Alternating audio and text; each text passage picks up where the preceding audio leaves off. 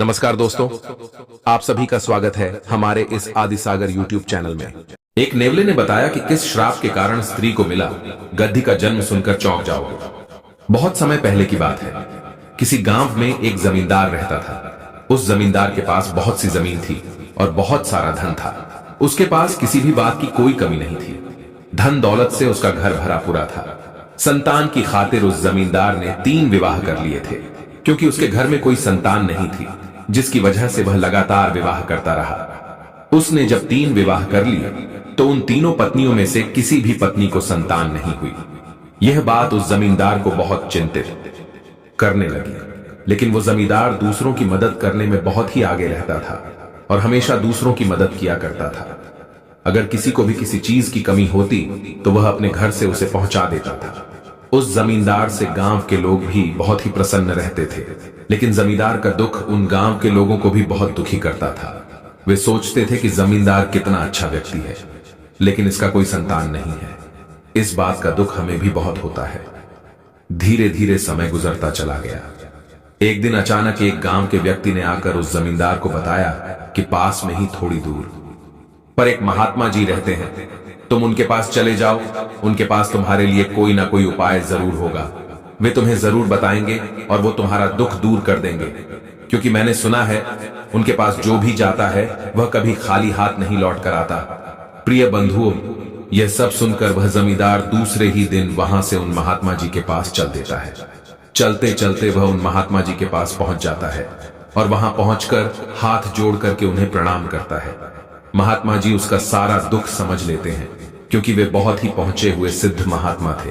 और फिर वे उस जमींदार से पूछते हैं कि बेटा, तुम्हें क्या परेशानी है, किस लिए हमारे पास आए हो।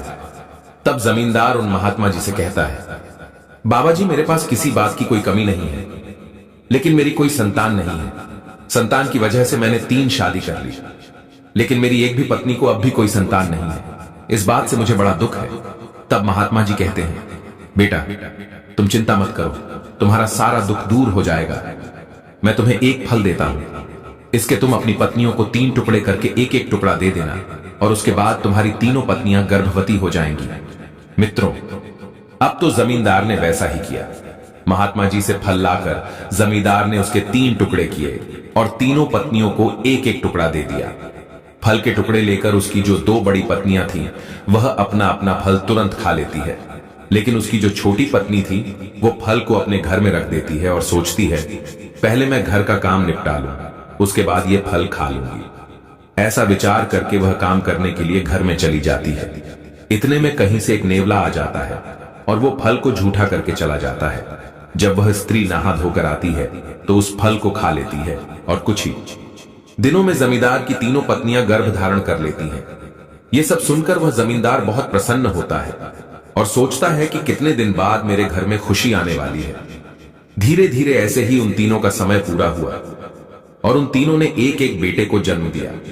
मित्रों, जो पहली और दूसरी पत्नी थी, उन्होंने तो बहुत ही सुंदर सुंदर बेटों को जन्म दिया, लेकिन जो छोटी पत्नी थी उसने एक बच्चे को जन्म दिया, पर वह लड़का एक नेवले के आकार का था। यह सब देख करके वह जमींदार बहुत दुखी हुआ।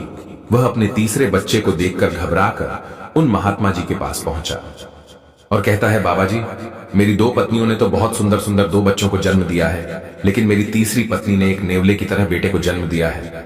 दिखने में तो वो लड़का ही है, लेकिन उसका आकार एक नेवले की तरह है। मित्रों, जमींदार की बात सुनकर महात्मा जी भी आश्चर्य में पड़ गए कि ऐसा कैसे हो गया। फिर महात्मा जी ने अपनी दिव्य दृष्टि से देखा तो सारा रहस्य जान गए। उन्होंने जमींदार को बताया कि तुम्हारे घर में नेवले जैसा बेटा इसलिए आया है क्योंकि तुम्हारी छोटी पत्नी ने नेवले का झूठा फल खाया है। लेकिन तुम चिंता मत करो, इसमें तो मैं कुछ कर नहीं सकता, लेकिन तुम्हारा यह बेटा बुद्धि में बहुत तेज होगा और आगे चलकर वह बहुत ही सुंदर और गुणवान बन जाएगा। मित्रों, जमींदार ने सोचा, चलो कोई बात नहीं, जैसा भी है मेरा बेटा है, 2 बेटे तो मेरे कम से कम ठीक ठाक है ही। ये सब विचार करके वो वहां से अपने घर आ जाता है। फिर उन तीनों का नामकरण करवाता है। कुछ दिन बाद जब उनके बच्चे धीरे धीरे बड़े होने लगते हैं तो जमींदार की तीनों पत्नियों में आपस में झगड़ा होने लगता है।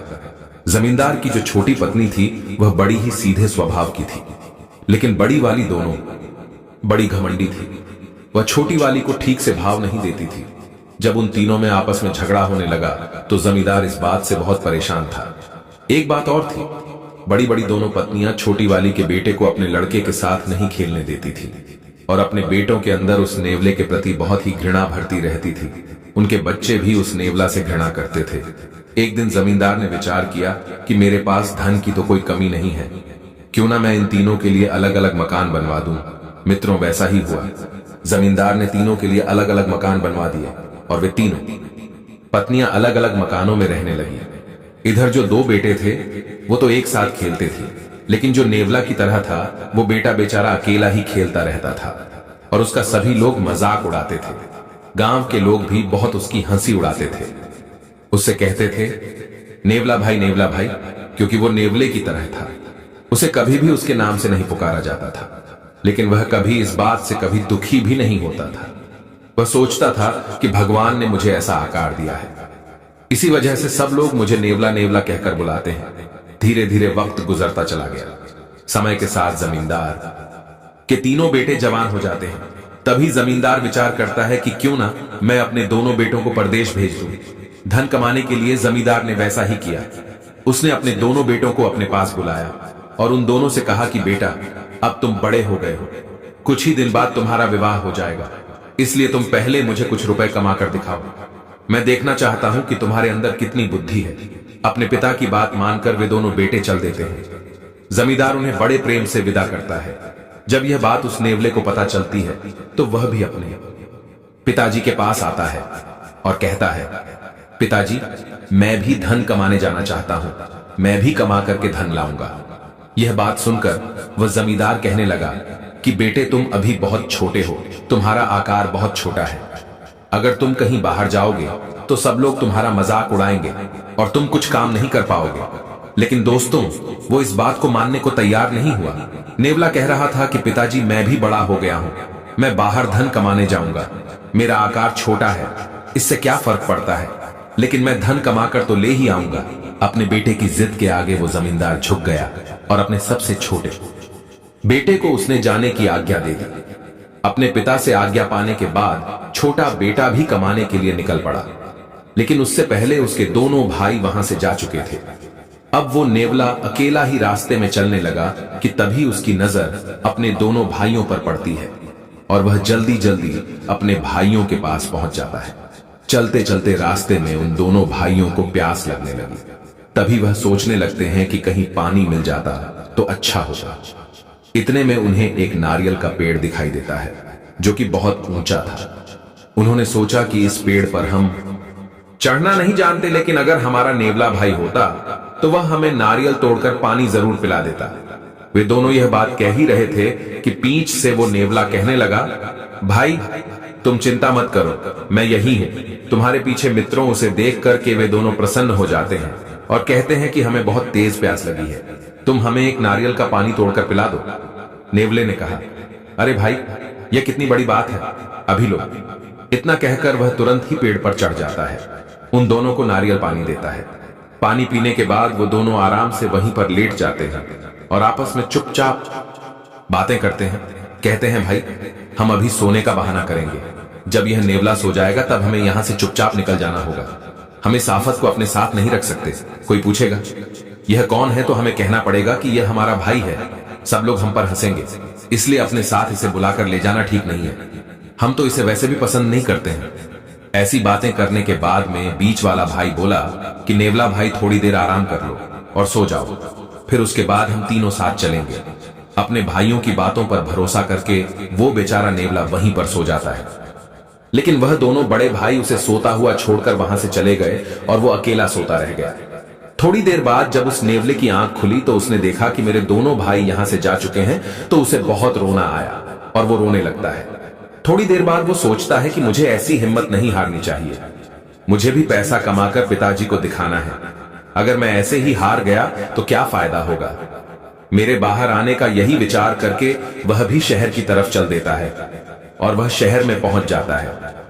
इधर उन दोनों को तो बहुत ही अच्छी अच्छी नौकरी मिल जाती है, लेकिन उस बेचारे नेवले भाई को कहीं भी नौकरी नहीं मिलती। वह जहां भी जाता है वहां उसका मजाक बनता है और मजाक के बाद उसे घर से निकाल दिया जाता है। वो नेवला बहुत ही परेशान होने लगा और सोचने लगा कि भगवान ने मुझे यह कैसा बना दिया जिसकी वजह से मुझे इतने दुख देखने पड़ रहे हैं। धीरे धीरे 2-4 दिन बीत जाते हैं। वह एक दिन एक व्यापारी के घर जाता है। व्यापारी से कहता है, मुझे आप अपने काम पर रख लो। वह व्यापारी पूछने लगा कि आप अपने काम के लिए कितने रुपए लोगे।